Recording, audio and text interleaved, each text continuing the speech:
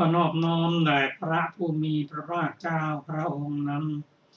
ซึ่งเป็นผู้ไกลจากกิเลสตรัสรู้ชอบได้โดยพระองค์เองสวัสดีครับ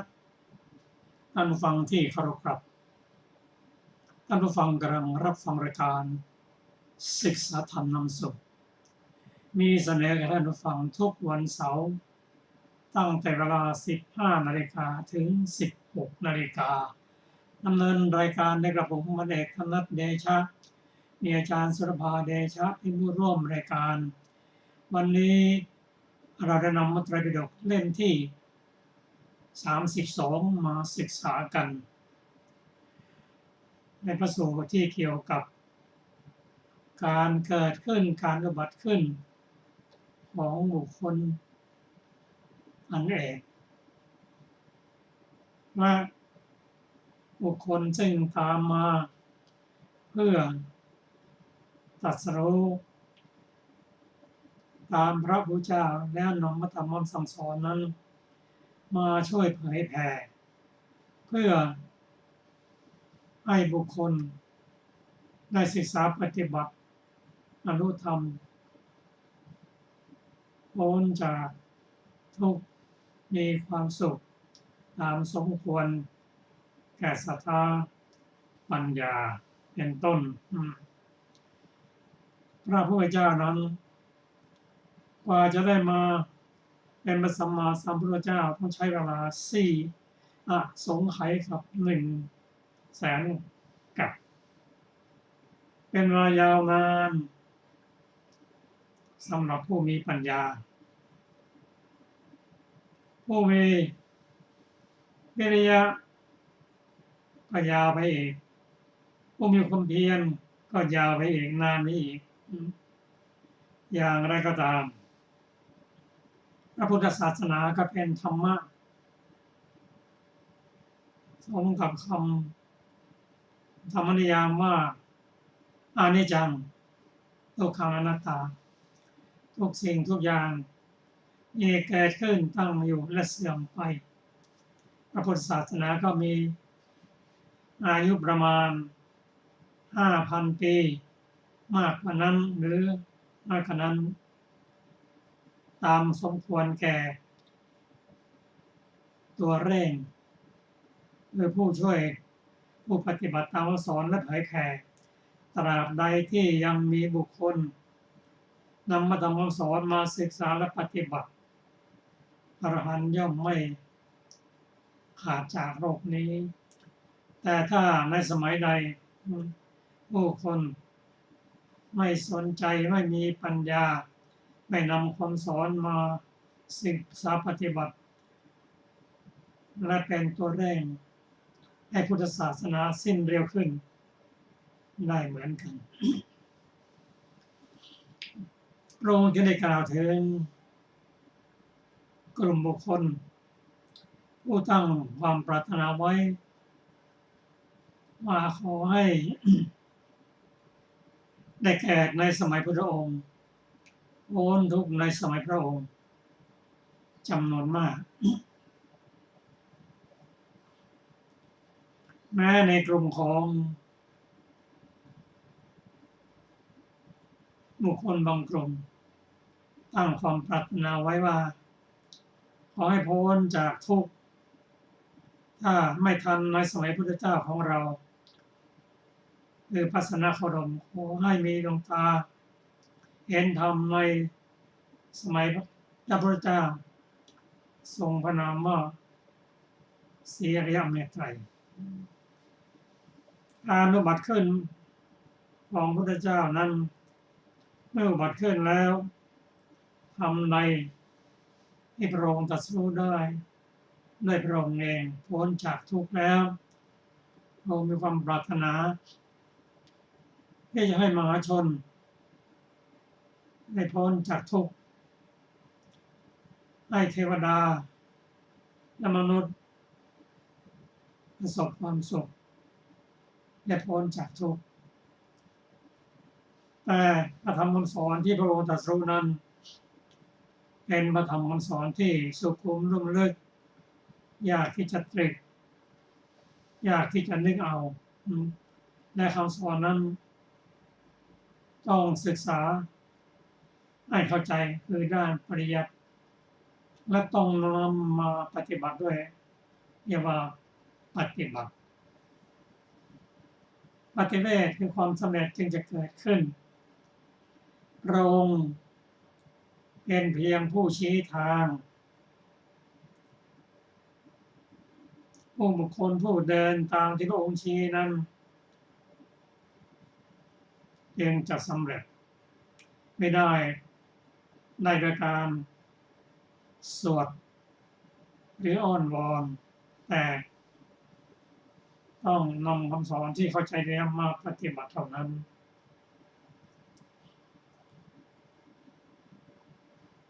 เมื่อบุคคลที่เกิดในสมัยพระองค์นั้นเป็นผู้ตั้งความปรารถนาไว้ในสมัยพระพุทธเจ้าองค์ก่อนๆทั้งนั้นว่าธรรมะของพระพุทธเจ้านั้นลาดลุ่มลึกไปตามลำดับ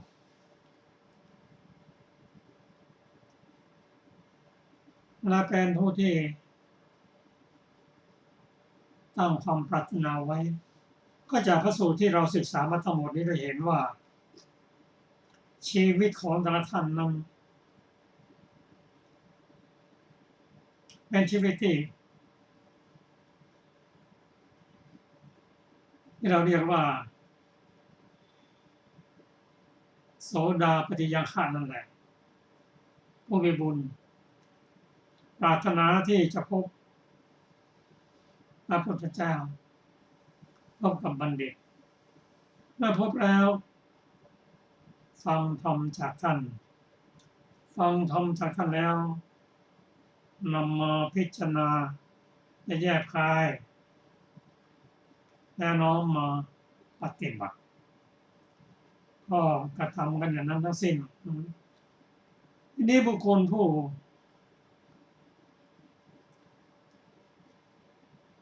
มาพร้อมพระพุทธเจ้านั้นเริ่มตั้งแต่สหชาติ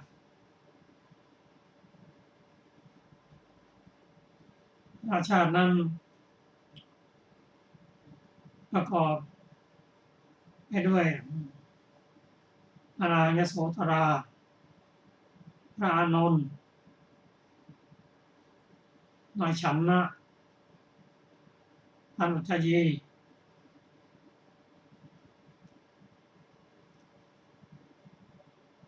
ต้นโพมากันตกะนายฉันนะและคุมทรัพย์ทั้งเจ็ด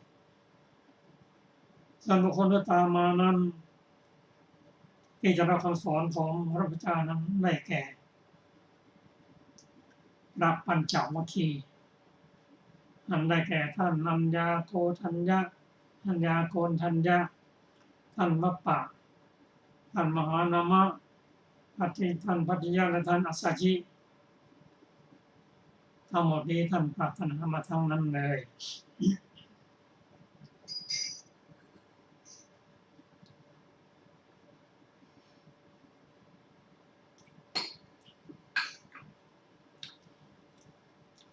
โดยเฉพาะท่านนัญญาโกณทัญญะนั้นท่านเห็นว่าพระพุทธเจ้าจะเป็นที่พึ่งได้ในสมัยที่พระองค์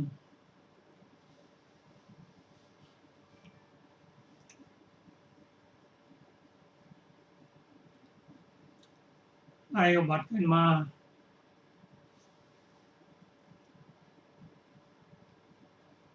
ในท้องข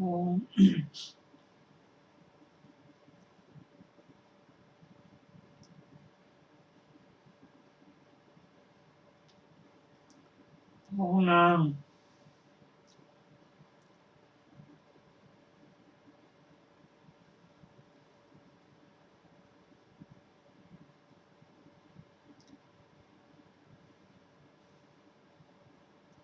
ของพระเจ้าสุโธทนะพระนางมายาเทวีนั้นพออายุได้5 วันพระองค์พระเจ้าสุโธทนะทรงปรารถนาที่จะตั้งพระนามของพระโพธิสัตว์ก็เชิญพราหมณ์108 คนคัดลงมาเหลือ8 คนใน8 ท่านนั้นท่านอัญญาโกณฑัญญะนั้นเป็นบุคคลอายุที่น้อยกว่าทั้ง7 คนเป็นคนหนุ่มเมื่อจะทำนายอาศัยลักษณะแล้วทำนายว่าจะอยู่ครองในทางโลกหรือทางธรรมท่านอัญญาโกณฑัญญะนั้นเป็นคนหนุ่มที่ตั้งความปรารถนาไว้ก็ได้ให้สัญญาว่าพระพุทธเจ้ามีทางเดียวเท่านั้นมอบให้มีความเห็นว่าพระโพธิสัตว์นั้นมีทางเดียวเท่านั้นไม่อยู่ครองโลกหรอกแต่จะเป็นพุทธเจ้าเลยให้สัญญายกมือขึ้น1 นิ้วส่วนพราหมณ์ทั้ง7 คนนั้นยกขึ้น2 นิ้วว่าถ้าเป็นผู้ครองเรือนแล้วก็จะได้เป็นพระมหาจักรพรรดิถ้าออกบวชแล้วก็ได้เป็นพุทธเจ้าพราหมณ์ทั้ง8 คนนั้น ก็ได้คุยกันกับหลานๆกับลูกๆว่าแนวทางที่พระพุทธเจ้านั้นแนวทางที่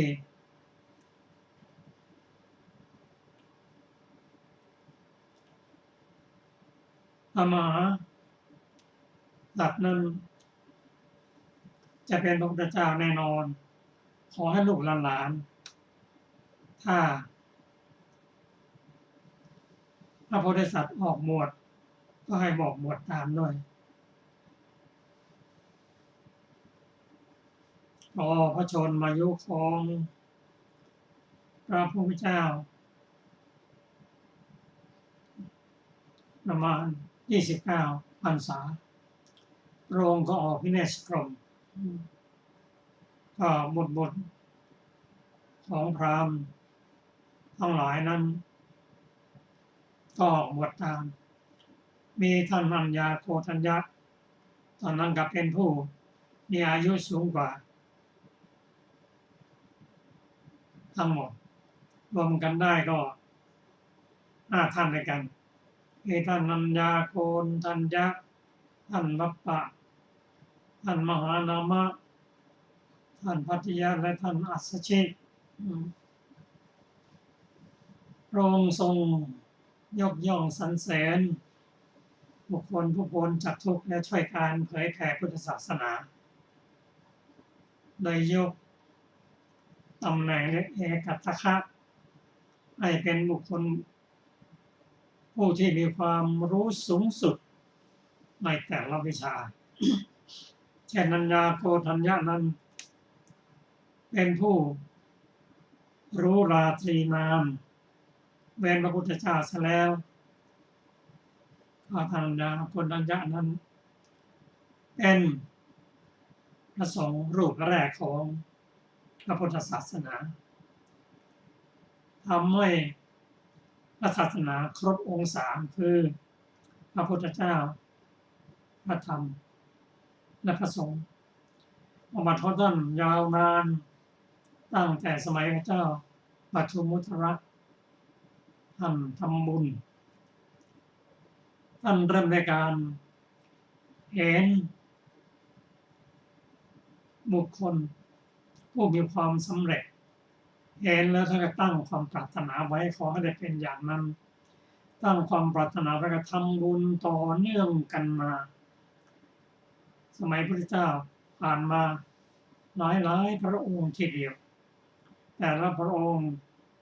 กระทำบุญต่อพร้อมกับเข้าไปหาทูลว่ามีความปรารถนาไว้อยากจะเป็นผู้ที่ดวงตาเห็นธรรมก่อนคนอื่นจะสำเร็จหรือไม่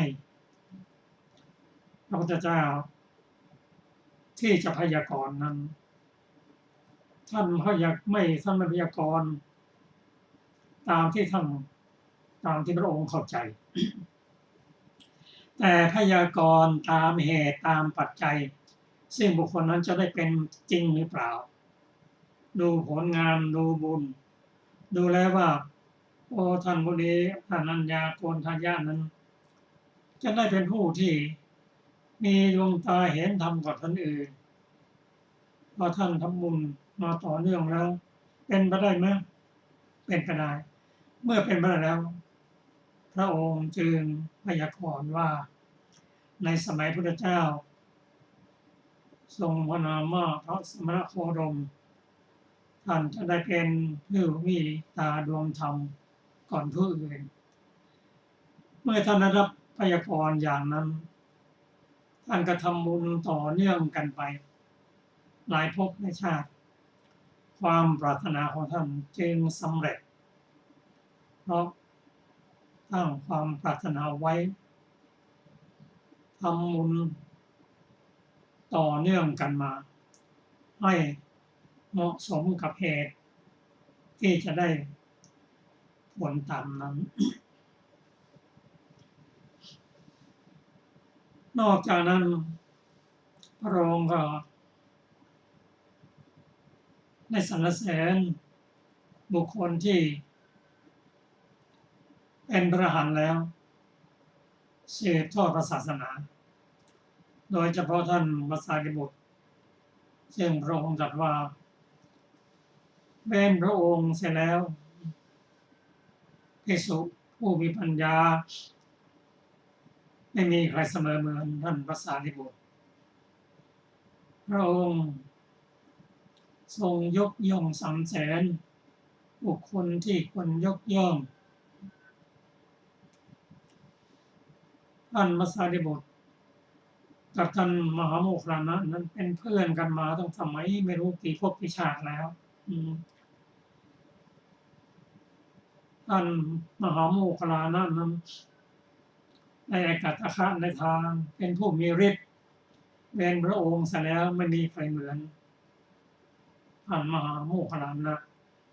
ท่านมหาโมคคัลลานะนั้นเป็นที่รู้จักบุคคลจำนวนมาก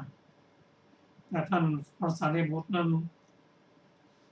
ไม่มีคนที่จะรู้จักมากมายพระองค์ก็ทรงสรรเสริญ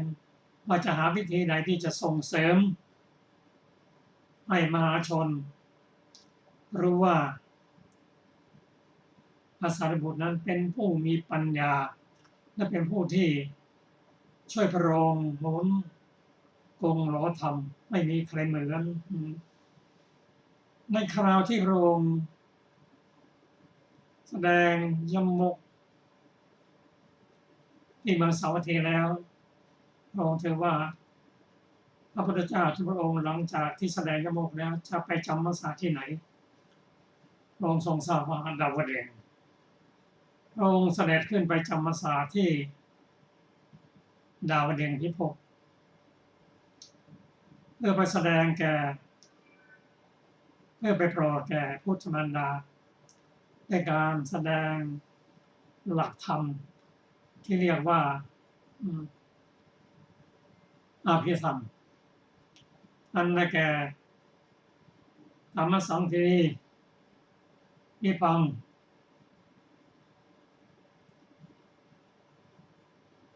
อาคถา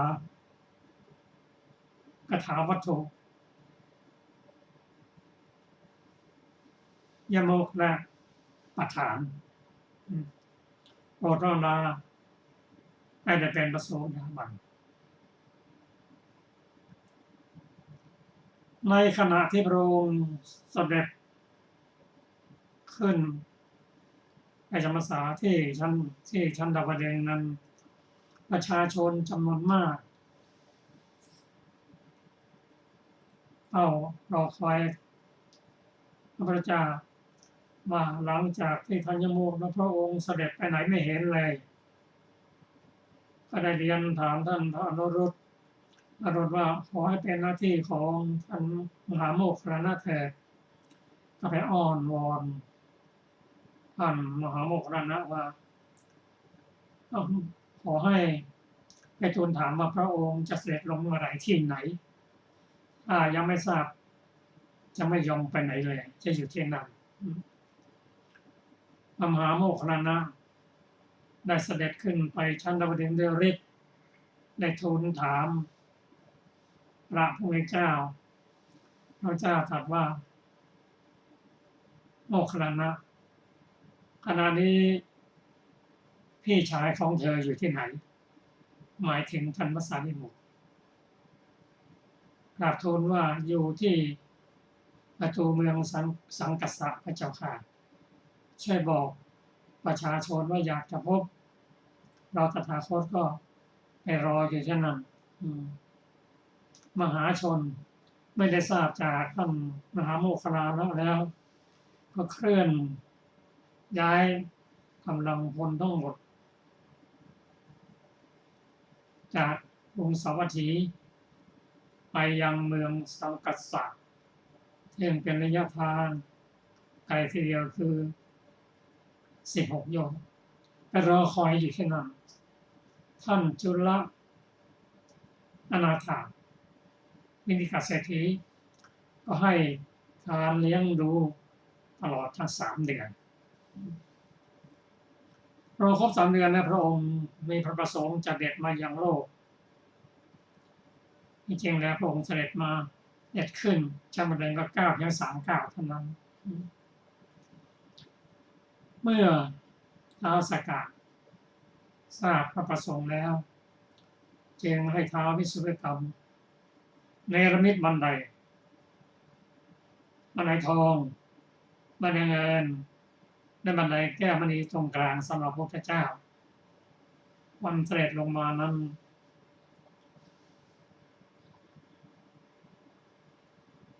พระองค์ทรงรับบาตรและจีวรพรพระองค์ทรงกั้นฉัตรท้าวสักกะรับบาตรและจีวรเสด็จลงมาทรงตั้งคำปรารถนาขอให้ประชาชนจงเห็นเราขอให้ประชาชนจงเห็นนรกขอให้ประชาชนจงเห็นสวรรค์เพื่อจะได้มีจิตในทางที่สงบเมื่อเห็นนรก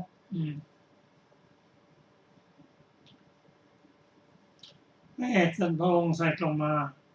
เหตุผลที่พระองค์เสด็จลงมาที่ประตูเมืองสังกัสสะที่พระสารีบุตรรออยู่นั้นก็คือปรารถนาที่จะยกย่องบุคคลผู้มีปัญญาเช่นพระสารีบุตรถามว่าเพราะอะไรเพราะว่าทรงสรรเสริญผู้มีปัญญาเพราะปัญญาเป็นแสงสว่างเมื่อพระองค์เสร็จลงมาแล้วทุกคนก็ปรารถนาที่จะถวายความเคารพก่อนพระอื่นแต่ด้วยบุญพระธรรมสารีบุตรเท่านั้นได้ถวายความเคารพเป็นประการแรกเมื่อประชาชนพร้อมหน้าพร้อมตากันแล้ว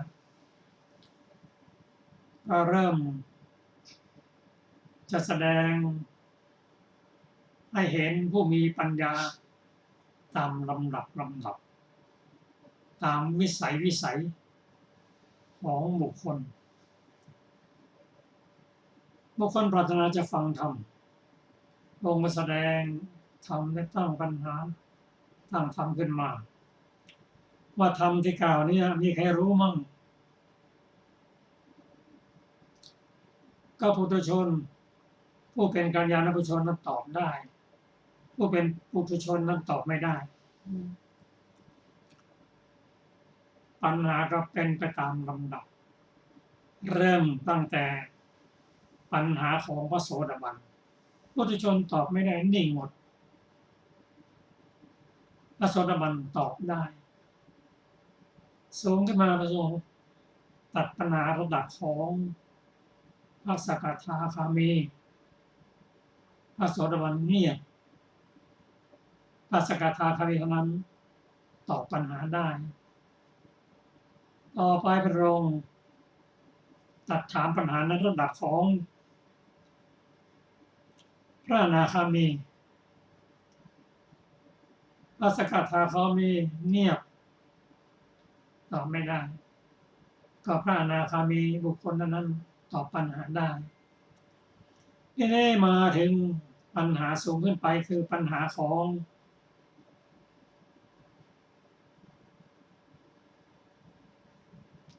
อรหันต์พระอนาคามีก็เงียบตอบไม่ได้พระอรหันต์นั้นที่ตอบได้ต่อมาต้องจะถามปัญหาของพระอรหันต์ผู้ขีณาสพพระอรหันต์ทั่วไปก็ตอบไม่ได้พระอรหันต์ขีณาสพผู้มีปฏิสัมภิทาสี่ตอบได้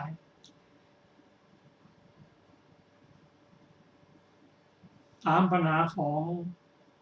ท่านมหาโมคคัลลานะพระอรหันต์ทั่วไปก็ตอบไม่ได้นี่หมดพอถึงปัญหาของระดับของท่านพระสารีบุตรพระมหาโมคคัลลานะเขาเงียบบุคคลผู้อื่นตอบไม่ได้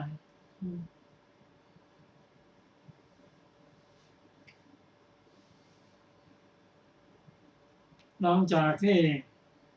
ได้ทดลองปัญญาตามระดับมาถึงท่านพระสารีบุตรแล้วพระองค์แสดงธรรมของ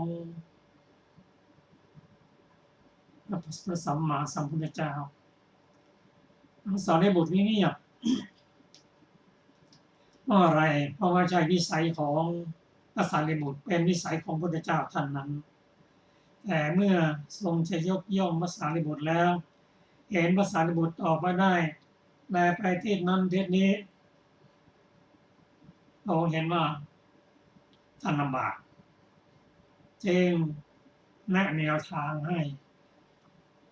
ตรัสสารีบุตรเธอจงหยุดก่อนกำหนดทิศทางในการตอบให้ระลึกถึงมหาพุทธรูปซึ่งปัญหานั้นรายละเอียดนั้นถ้ามีโอกาสก็จะได้นำมาเสนอต่อไปพระสารีบุตรนึกได้แล้วโอ้ได้แล้วพระเจ้าข้าได้แล้วพระเจ้าข้าพระองค์ตรัสว่าที่พระสารีบุตรนั้นลำบากใจนั้นเพราะปัญหาที่พระองค์ตรัสถามนั้นไม่ใช่นิสัยของพระอรหันต์เป็นนิสัยของพระเจ้าท่านนั้นแต่เมื่อแนะแนวทางให้ก็พอจะตอบได้แล้วโอ้ข้าพระองค์นึกได้แล้วข้าพระองค์ได้แล้วเท่านั้นแหละมหาชนก็มุ่งไปในทางปัญญาของท่านพระสารีบุตรชื่อเสียงของท่านก็ขจรกระจายไปก็สมกับพุทธประสงค์ที่ปรารถนาให้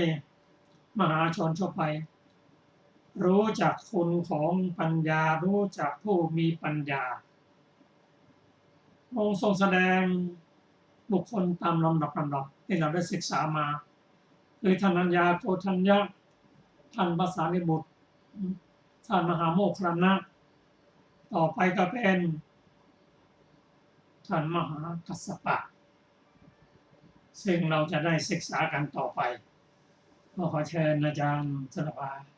ค่ะสวัสดีค่ะท่านผู้ฟังที่เคารพทุกท่านอรรถถาสูตรที่4ประวัติพระมหากัสสปะเถระในสูตรที่4พึงทราบวินิจฉัยดังต่อไปนี้ในบทว่าทุตวาทานังนี้พึงทราบทุตบุคคลผู้กำจัดกิเลสทุตวาทะคือการสอนเรื่องการกำจัดกิเลสทุตธรรมเครื่องกำจัดกิเลสทุ ธุดงค์องค์ของผู้กำจัดกิเลสบรรดาบทเหล่านั้นบทว่าทุโตได้แก่บุคคลกำจัดกิเลสหรือทำอันกำจัดกิเลสก็ในบทว่าทุตวาโทนี้พึงทราบว่ามีบุคคลผู้กำจัดกิเลสไม่มีการสอนเรื่องกำจัดกิเลสหนึ่งมีบุคคลผู้ไม่กำจัดกิเลสแต่มีการสอนเรื่องกำจัดกิเลสหนึ่งมีบุคคลผู้ไม่กำจัดกิเลสทั้งไม่มีการสอนเรื่องกำจัดกิเลสหนึ่งมีบุคคลผู้ทั้งกำจัดกิเลสและมีการสอนเรื่องกำจัดกิเลสหนึ่งในบรรดาบุคคลเหล่านั้นบุคคลได้กำจัดกิเลสของตนด้วยธุดงค์แต่ไม่โอวาทไม่อนุสาสคนอื่นด้วยธุดงค์เหมือนพระภักกุลเถระบุคคลผู้นี้บุคคลนี้ชื่อว่าผู้กำจัดกิเลสแต่ไม่มีการสอนเรื่องกำจัดกิเลสเหมือนดังท่านกล่าวว่าคือท่านพระภักกุลเป็นผู้กำจัดกิเลสแต่ไม่มีการสอนเรื่องกำจัดกิเลสแก่บุคคลใดไม่กำจัดกิเลสของตนด้วยธุดงค์แต่โอวาทอนุสาสคนอื่นด้วยธุดงค์อย่างเดียวเหมือนท่านพระอุปนันทเถระก็บุคคลนี้ชื่อว่าไม่เป็นผู้กำจัดกิเลสแต่มีการสอนเรื่องกำจัดกิเลสเหมือนดังท่านกล่าวว่าคือท่านพระอุปนันทสากยบุตรไม่เป็นผู้กำจัดกิเลสแต่มีการสอนเรื่องกำจัดกิเลสก็บุคคลใดไม่กำจัดกิเลสของตนด้วยธุดงค์ไม่โอวาทไม่อนุสาสคนอื่นด้วยธุดงค์เหมือนพระโลลุทายีเถระก็บุคคลนี้ชื่อว่าไม่เป็นผู้กำจัดกิเลสและไม่มีการสอนเรื่องกำจัดกิเลสเหมือนดังท่านกล่าวว่าคือท่านพระมหาโลลุทายีไม่เป็นผู้กำจัดกิเลสไม่มีการสอนเรื่องกำจัดกิเลสส่วนบุคคลใดสมบูรณ์ด้วยการกำจัดกิเลสและมีการสอนเรื่อง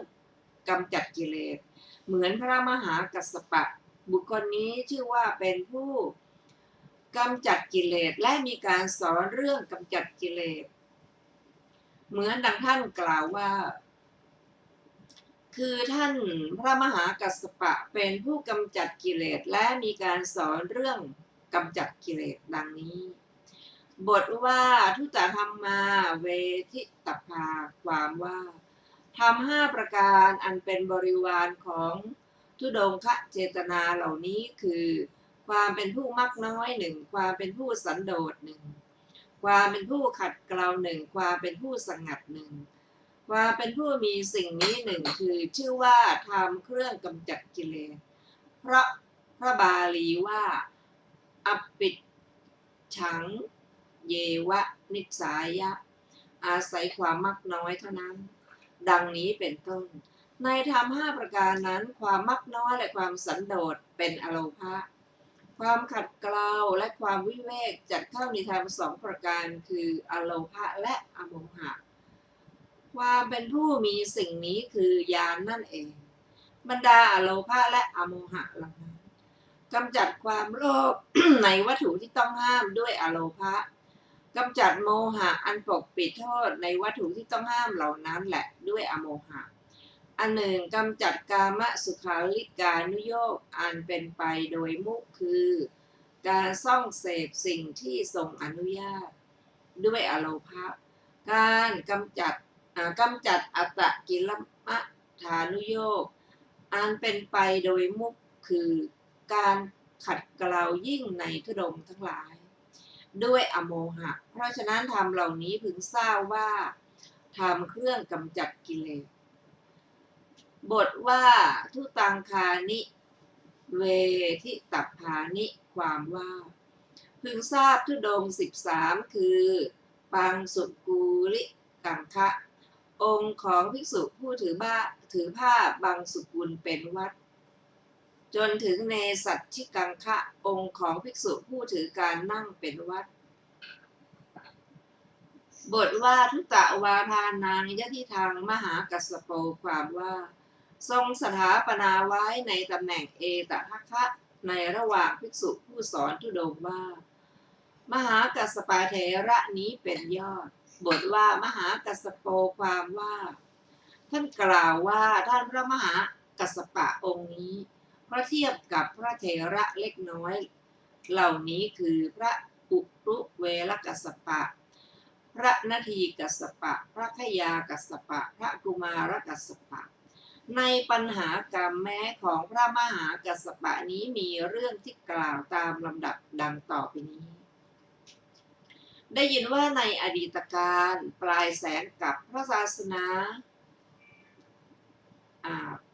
พระนามว่าปทุมุตระอุบัติขึ้นในโลก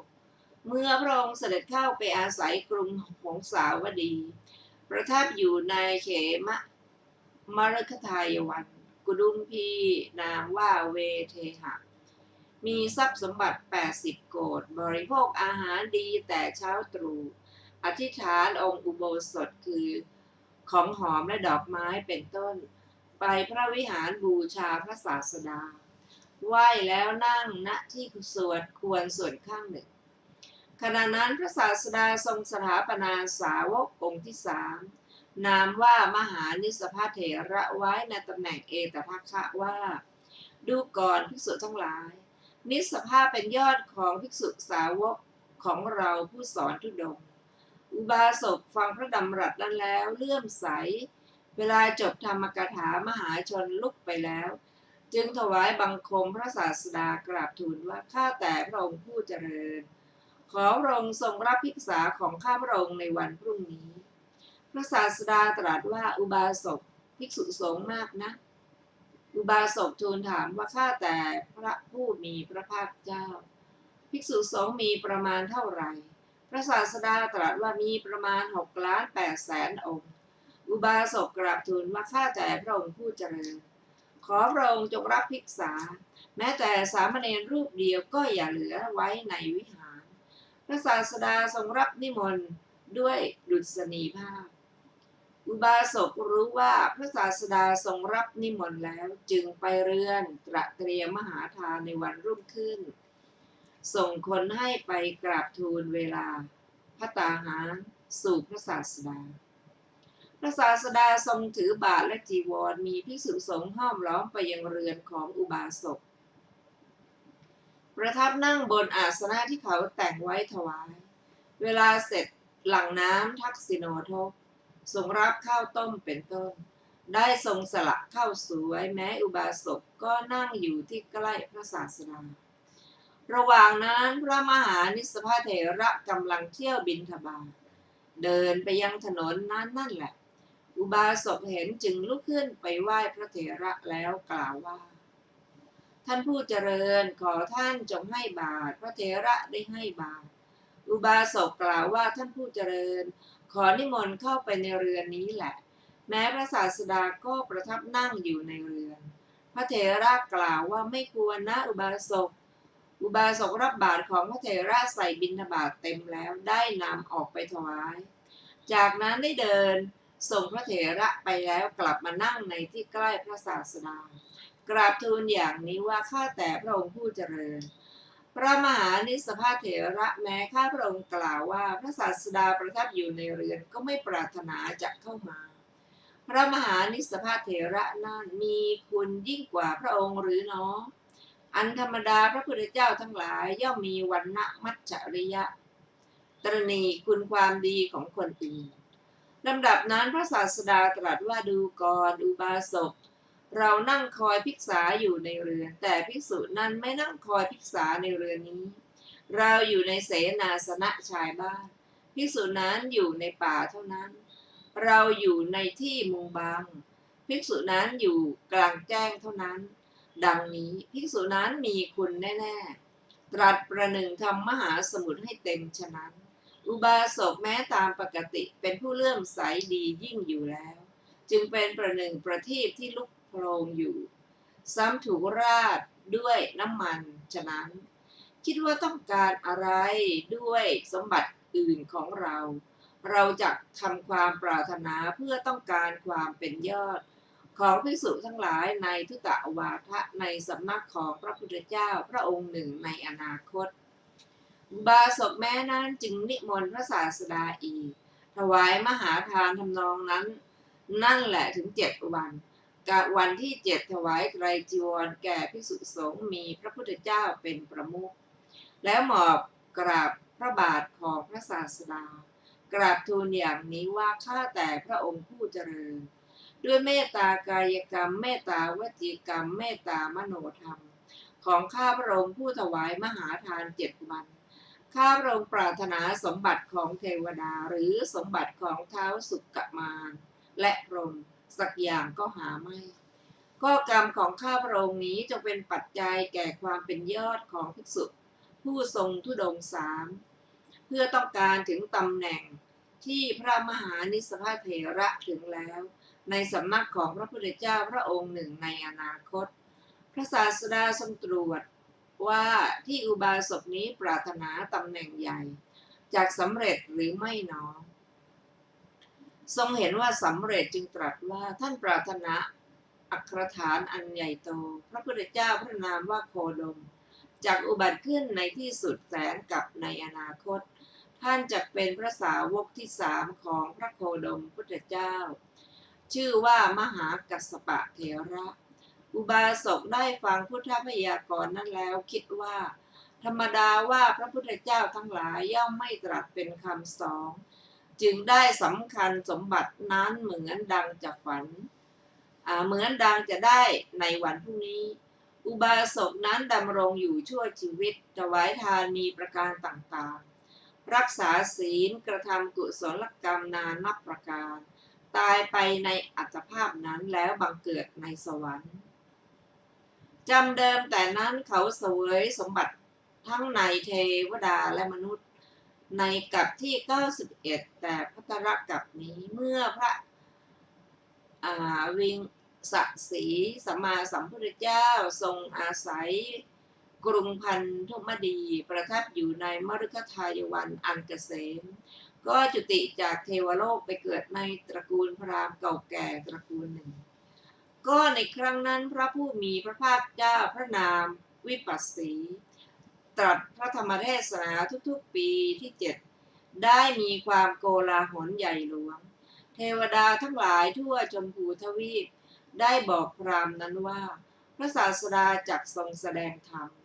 พราหมณ์ได้สดับข่าวนั้นพราหมณ์นั้นมีผ้านุ่งอยู่ผืนเดียวนางพรามณีก็เหมือนกันแต่ทั้งสองคนมีผ้าห่มอยู่ผืนเดียวเท่านั้นจึงปรากฏไปทั่วพระนครว่าเอกสาดกพราหมณ์เมื่อพวกพราหมณ์ประชุมกันด้วยกิจบางอย่างต้องให้นางพรามณีอยู่บ้านตนเองไปเมื่อถึงคราวพวกพรามณีประชุมกันตนเองต้องอยู่บ้านนางพรามณีห่มผ้านั้นไปประชุมก็ในวันนั้นพราหมณ์พูดกับพรามณีว่าแม่มหาจำเริญเธอจะฟังธรรมกลางคืนหรือกลางวันพรามณีพูดว่าพวกฉันชื่อว่าเป็นหญิงแม่บ้านไม่อาจฟังกลางคืนได้ขอฟังกลางวันแล้วให้พราหมณ์อยู่เฝ้าบ้านตนเองห่มผ้านั้นไปตอนกลางวันพร้อมกับพวกอุบาสิกาถวายบังคมพระศาสดาแล้วนั่งณที่ควรส่วนข้างหนึ่งฟังธรรมแล้วกลับมาพร้อมกับพวกอุบาสกที่นั้นพราหมณ์ได้ให้พรามณีอยู่บ้านตนเองห่มผ้านั้นไปวิหารสมัยนั้นพระบรมศาสดาประทับนั่งบนธรรมาที่เขาตกแต่งไว้ท่ามกลางบริษัททรงจับพัดอันวิจิตรตรัสธรรมกถาประหนึ่งทำสัตว์ให้ข้ามอากาศคงคาและประหนึ่งทรงกระทำเขาสิเนรุให้เป็นโม่กวนสาครฉะนั้นเมื่อพราหมณ์นั่งฟังธรรมอยู่ท้ายบริษัทปีติ5ประการเกิดขึ้นเต็มทั่วสรีระในปฐมยามนั่นเองพราหมณ์นั้นดึงผ้าที่ตนห่มออกมาคิดว่าจักถวายพระทศพลครั้งนั้นความตระหนี่ชี้โทษถึง1,000ประการเกิดขึ้นแก่พราหมณ์นั้นว่าพรามณีกับเรามีผ้าห่มผืนเดียวเท่านั้นผ้าห่มผืนอื่นๆไรไม่มีก็ธรรมดาว่าไม่ห่มผ้าก็ออกไปข้างนอกไม่ได้จึงตกลงใจไม่ต้องการถวายโดยประการทั้งปวงครั้นเมื่อปฐมยามล่วงไปปีติเหมือนอย่างนั้นนั่นแหละเกิดขึ้นแก่พราหมณ์นั้นแม้ในมัชฌิมยามพราหมณ์นั้น คิดเหมือนอย่างนั้นแล้วไม่ได้ถวายเหมือนเช่นนั้นครั้นเมื่อมัชฌิมยามล่วงไปปีติเหมือนอย่างนั้นนั่นแหละเกิดขึ้นแก่พราหมณ์นั้น แม้ในปัจฉิมยามพราหมณ์นั้นคิดว่าเป็นรายเป็นการค่อยรู้กันทีหลังดังนี้แล้วดึงผ้ามาวางแทบพระบาทพระบรมศาสดาต่อแต่นั้นก็งอมือซ้ายเอามือขวาตบลง3 ครั้งบรรลือขึ้นว่าวาระว่าบรรลือขึ้น3 วาระว่าชิตังเมชิตังเมชิตังเมเราชนะแล้วเราชนะแล้วสมัยนั้นพระเจ้าพันธุมราชประทับนั่งสดับธรรมอยู่ภายในม่านหลังธรรมาสน์อันธรรมดาพระราชาไม่ทรงโปรดเสียงว่าชิตังเมชิตังเมจึงส่งราชบุรุษไปด้วยพระดำรัสว่าเธอจงไปถามพราหมณ์นั้นว่าเขาพูดทำไมพราหมณ์นั้นถูกราชบุรุษไปถามจึงกล่าวว่าคนอื่นนอกจากข้าพเจ้าขึ้นยานคือช้างเป็นต้นถือดาบและโล่หนังเป็นต้นจึงได้ชัยชนะกองทัพข้าศึกชัยชนะนั้นไม่น่าอัศจรรย์ส่วนเราได้ย่ำยีจิตตรณีแล้วถวายผ้าที่ห่มอยู่แด่พระทศพลเหมือนคนเอาค้อนทุบตัวโคโกงที่ตามมาข้างหลังทำให้มันหนีไปชัยชนะของเรานั้นจึงน่าอัศจรรย์ราชบุรุษจึงไปกราบทูลเรื่องราวนั้นแด่พระราชาพระราชารับสั่งว่าพระนายพวกเราไม่รู้สิ่งที่สมควรแก่พระทศพลพราหมณ์รู้จึงให้ส่งผ้าคู่หนึ่งคือผ้านุ่งกับผ้าห่มไปพระราชทานพราหมณ์เห็นผ้าคู่นั้นแล้วคิดว่าพระราชานี้ไม่พระราชทานอะไรเป็นครั้งแรกแก่เราผู้นั่งนิ่งๆเมื่อเรากล่าวคุณทั้งหลายของพระบรมศาสนาจึงได้พระราชทานจะมีประโยชน์อะไรแก่เรากับผ้าคู่ที่อาศัยพระคุณของพระบรมศาสดาเกิดขึ้นจึงได้ถวายผ้าคู่แม้นั้นแด่พระทศพลเสียเลยพระราชาตรัสถามว่าพราหมณ์ทำอย่างไรทรงสดับว่าพราหมณ์ถวายผ้าคู่นี้แม้แด่พระตถาคตเท่านั้นจึงรับสั่งให้ส่งผ้าคู่2 ชุดแม้อื่นไปพระราชทานพราหมณ์นั้นได้ถวายผ้าคู่2 ชุดนั้นแม้นั้นพระราชาทรงส่งผ้าคู่4 ชุดแม้อื่นไปพระราชทานทรงส่งไปพระราชทานถึง32 คู่ด้วยประการอย่างนี้ลำดับนั้นพราหมณ์คิดว่าการทำดังนี้เป็นเหมือนให้เพิ่มขึ้นแล้วจึงจะรับเอาจึงถือเอาผ้า2 คู่คือเพื่อประโยชน์แก่ตนคู่หนึ่งเพื่อนางพรามณีคู่หนึ่งแล้วถวายเฉพาะพระทศพล30 คู่จำเดิมแต่นั้นพราหมณ์ก็ได้เป็นผู้สนิทสนมกับพระบรมศาสดาครั้นวันหนึ่งพระราชาทรงสดับธรรมในสำนักของพระบรมศาสดาในฤดูหนาวได้พระราชทานผ้ากำพลแดงสำหรับห่มส่วนพระองค์มีมูลค่า1,001 กัปราแล้วรับสั่งว่าจำเดิมแต่นี้ไปท่านจงห่มผ้ากำพลแดงผืนนี้ฟังธรรมพราหมณ์นั้นคิดว่าเราจะประโยชน์อะไรกับผ้ากำพลแดงนี้ที่จะน้อมนำเข้าไปถวายเข้าไปในกายอันเปื่อยเน่านี้จึงได้ทำเป็นเพดานเหนือเตียงของพระตถาคตในภายในพระคันธกุฎีแล้วก็ไปอยู่มาวันหนึ่งพระราชาเสด็จไปแต่วิหารแต่เช้าตรู่ประทับนั่งในที่ใกล้พระบรมศาสดาในพระคันธกุฎีก็ในขณะนั้นพระพุทธรัศมีมี1,600 ประการกระทบที่ผ้ากำพลก็บันเจิดจ้าขึ้นพระราชาทอดพระเนตรเห็นก็จำได้จึงกราบทูลว่าข้าแต่พระองค์ผู้เจริญ